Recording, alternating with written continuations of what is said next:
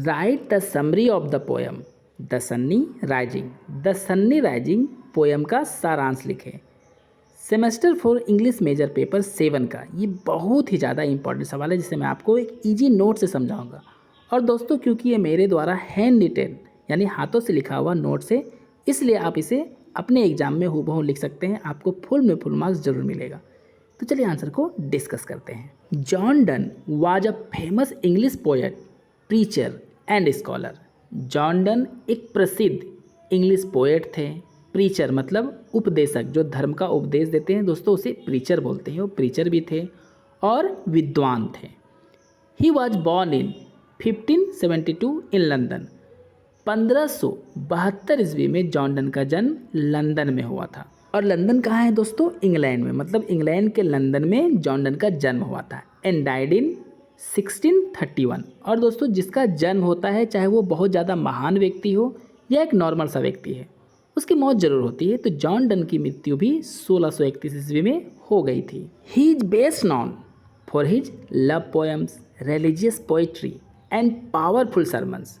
John Donne सबसे ज़्यादा जाने जाते हैं अपने लव पोएम्स के लिए, धार्मिक पोएम के लिए और पावरफुल धार्मिक उपदेश के लिए। सरमन्स का मतलब होता है दोस्तों धार्मिक उपदेश।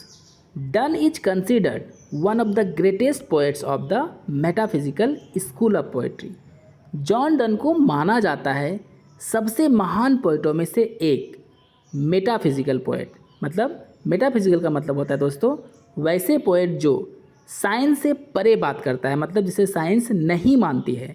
साइंस का मानना होता है कि ऐसा हो ही नहीं सकता है, तो ऐसी बातों को करने वाले पोएट को मेटाफिजिकल पोएट कहते हैं। Some of his most famous poems include.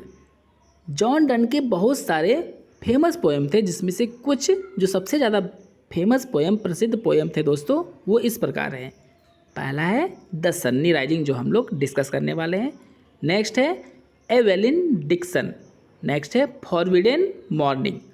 और लास्ट है दोस्तों death B not proud etcetera, मतलब और भी इनका बहुत सारा फेमस पोएम था। आई होप दोस्तों आपको पहला पैराग्राफ जो कवि का परिचय था अच्छे से समझ में आ गया होगा। तो चलिए हम लोग पोएम के इंट्रोडक्शन यानी परिचय को पहले डिस्कस करेंगे। The Sunny rising is a famous love poem written by the English poet John Donne. The Sunny rising एक प्रसिद्ध लव पोएम है जो लिखा गया है इंग्लिश के कवि जॉन डन के द्वारा। In this poem the speaker talks directly to the sun in a playful and confident way. इस पोएम में जो स्पीकर है जॉन डन, वो डायरेक्टली यानी प्रत्यक्ष रूप से बात करते हैं सूरज से, मजाकिया ढंग से और काफ़ी कॉन्फिडेंट भरे अंदाज में सन से बात करते हैं दोस्तों। The poem expresses the speaker's deep love for his beloved. Poem में व्यक्त किया गया है स्पीकर यानी जॉन डन के डीप लव के लिए। और वो डीप लव किसके लिए दोस्तों? उनकी प्रेमिका के लिए। And how that love is more powerful then the rules of time. और इस पोएम में ये भी दिखाया गया है कि जॉन डन का जो प्यार है अपने प्रेमिका के लिए, वो समय के नियम से परे है, समय के नियम से ज़्यादा शक्तिशाली है, यानी समय से भी ज़्यादा शक्तिशाली उनका प्यार है। और द सन्स पावर, और केवल समय के शक्ति से ज़्यादा पावरफुल ही नहीं है, बल्कि सूरज की शक्ति से भी ज़्यादा शक्तिशाली जॉन डन का प्यार है उनकी प्रेमिका के लिए। अब दोस्तों आप ही बताइए यहाँ पे, क्या साइंस इस बात को कभी एक्सेप्ट करेगा कि कोई व्यक्ति का प्यार समय से अधिक शक्तिशाली हो सकता है या फिर सूरज से भी ज़्यादा शक्तिशाली किसी का प्यार हो सकता है? कभी भी ये साइंस एक्सेप्ट नहीं करेगा। लेकिन मेटाफिजिकल पोएट जो होते हैं ऐसे ही बात करते हैं कि उनकी शक्ति, उनका पावर, उनका प्यार ईश्वर से ज़्यादा अधिक पावरफुल है और भी बहुत चीज़ों से अधिक पावरफुल है। तो ऐसी बातें यानी ऐसी मनगढ़ंत बातों को करने वाले कवि को ही मेटाफिजिकल पोएट कहते हैं। आई होप आपको समझ में आ गया होगा कि मेटाफिजिकल पोएट आखिर होता क्या है। Busy old fool unruly sun why dost thou thus through windows and through curtains call on us. दोस्तों ये सन्नी राइजिंग पोएम के ही कुछ लाइन्स हैं। अगर आप अपने एग्जाम में इस तरह लिखते हैं यानी लाइन्स के साथ लिखते हैं पोएम के, तो आपका एक भी मार्क्स नहीं कटेगा। चलिए इसे डिस्कस करते हैं। The poem starts with the speaker scolding the sun for disturbing him and his lover in bed. Poem की शुरुआत होती है स्पीकर के साथ। और स्पीकर दोस्तों यहाँ पे क्या कर रहा है, यानी पोएट जो है जॉन डन में क्या कर रहे हैं, सूरज को डांट रहे हैं, क्योंकि दोस्तों सूरज की किरणें उनको और उनकी प्रेमिका को, जो दोनों बेड पे सोए हुए थे, डिस्टर्ब कर दिया था आकर। मतलब सूरज की जो किरणें होती है वो आकर दोनों को डिस्टर्ब कर दिया, इसलिए वो सूरज को डांट रहे हैं। He calls the sun an old rude and busy fool. सूरज को डांटने के लिए उन्होंने शब्द का इस्तेमाल क्या किया दोस्तों, कि सूरज तुम बूढ़े हो, रूड हो और हमेशा बिजी रहते हो एक बेवकूफ़ की तरह। तुम इतने बेवकूफ़ हो और इतने रूड हो कि सुबह सुबह तुम आ जाते हो दूसरे के घरों में झांकने के लिए और दूसरों के रूम में झांकने के लिए। He says that lovers like him and his partner should not have to follow the sun's rules of time or day। आगे भी सूरज को डांटते हुए जॉन डन कहते हैं कि सूरज तुम्हारे बनाए हुए नियमों को, और सूरज का बनाया हुआ नियम समय होता है जो सब पे लागू होता है, तो वो बोलते हैं जो हम जैसे प्रेमिका होते हैं तुम्हारे बनाए हुए नियम का वो पालन नहीं करते हैं, इसलिए तुम हमारे पास नहीं आया करो, हमें डिस्टर्ब नहीं किया करो। He feels that love is not tied to time और सीजन।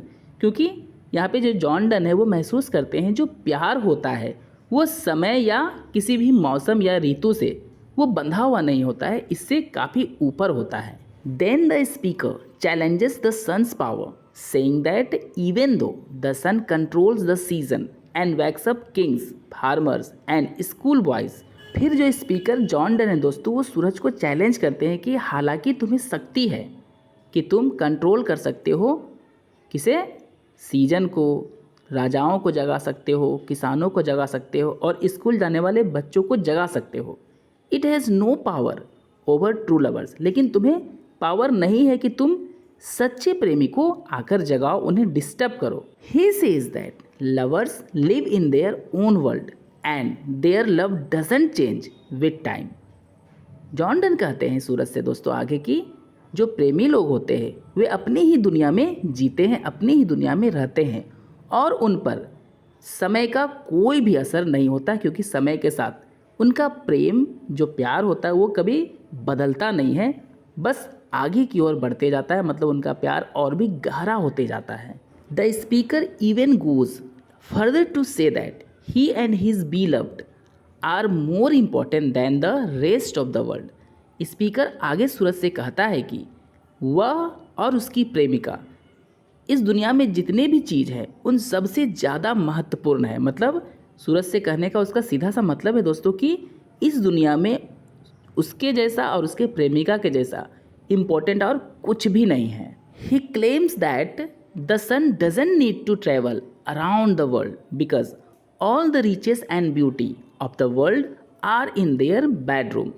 आगे वो सूरज को कहता है दोस्तों कि तुम्हें ज़रूरत नहीं है कि तुम पूरे दुनिया की ट्रैवल करो, मतलब तुम पूरे दुनिया में जाओ, क्योंकि जितने भी अमीर लोग हैं, जितनी भी सुंदरता है इस दुनिया का, वो सब उसके बेडरूम में है, उसकी प्रेमिका है। मतलब कहने का सीधा सा मतलब है पोएट का सूरज से कि तुम अगर मेरे बेडरूम का चक्कर काट लेते हो तो तुम्हें दुनिया में कहीं और भी जाने की ज़रूरत बिल्कुल भी नहीं है। अब दोस्तों पोएट अपने प्रेमिका को पूरी दुनिया समझता है, इसलिए वो सूरज से कहता है कि तुम मेरे दुनिया का ही चक्कर काट लो जो कि इस बेडरूम में है, तो तुम्हें दुनिया में और कहीं जाने की ज़रूरत पड़ेगी ही नहीं। In other words, by shining on them the sun is shining on everything that matters.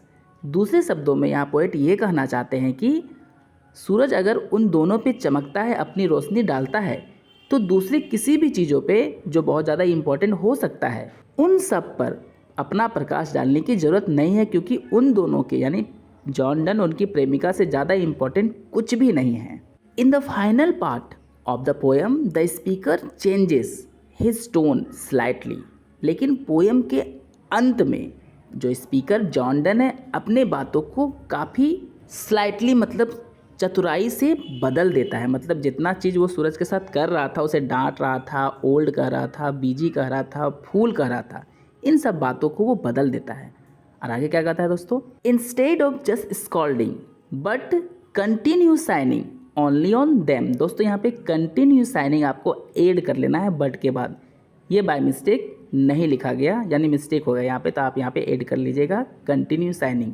अब जो दोस्तों जॉन डन है जो पहले सूरज को डांट रहा था, अब वो सूरज से कहता है डांटने का स्थान पे कि लगातार वो केवल उन पर ही अपना प्रकाश डाले, किसी और पे नहीं, क्योंकि उसका प्रकाश उन दोनों के लिए काफ़ी ज़रूरी है।